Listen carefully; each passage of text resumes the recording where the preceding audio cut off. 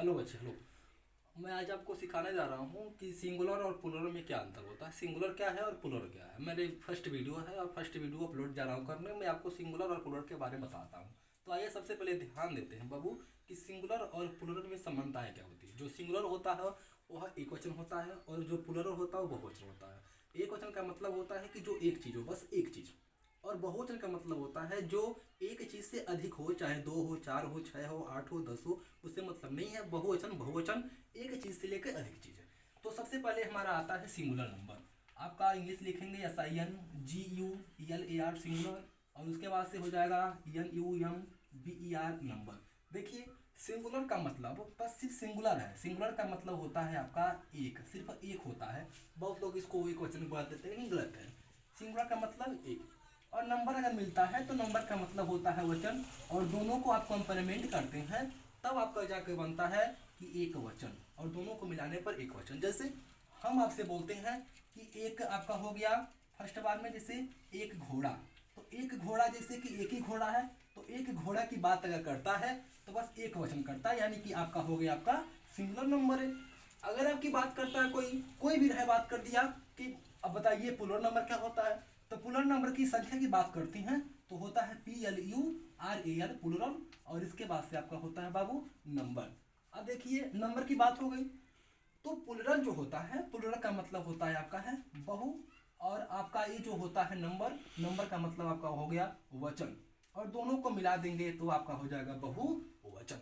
ये घर वाली बहू नहीं है, ये बहू की बात कर रहे हैं, ज्यादा चीज की बात, यानी कि संख्या की बात, क्रम की बात। जैसे हमने कह दिया कि अगर एक कुर्सी है, अगर आपको पहचानना है तो यही आपका हो जाएगा सिंगुलर नंबर।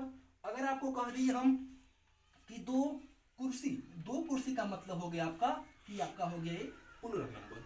दोनों क्रम को अगर हम देखते हैं एक दूसरे से, तो इसकी डिवाइडिंग अगर करते हैं तो इसका भाग अलग अलग पाते हैं। कैसे पाते हैं आपको बताते हैं।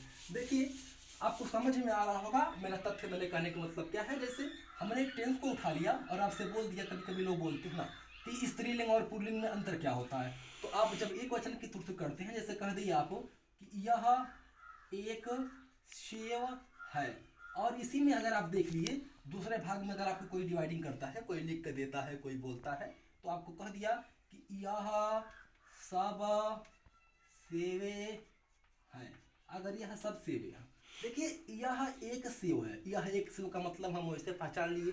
जब मेरा एक आ गया यानी कि सिंगुलर की बात करता है, और जब मेरा सब आ गया यानी कि प्लुरल नंबर का बात कर दिया, तो ये बहुवचन, ये हो गया आपका एक वचन।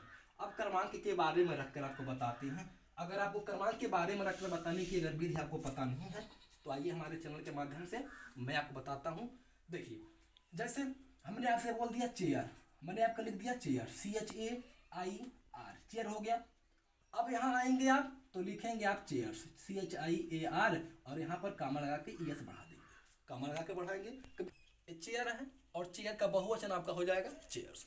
कभी कभी लोग ऐसे करते हैं कि आपको कभी कभी मिल जाता है मैन, और मैन मतलब होता है आदमी, यानी कि सिर्फ एक आदमी की बात करता है कि एक पर्सन है, एक व्यक्ति है। अगर एक पर्सन है यानी कि एक व्यक्ति होता है, तो व्यक्ति की वैल्यू को अगर लेके चलते हैं तो यहाँ पर हम हमेशा लिखते हैं मीन। क्या लिखते हैं? मीन। क्यों?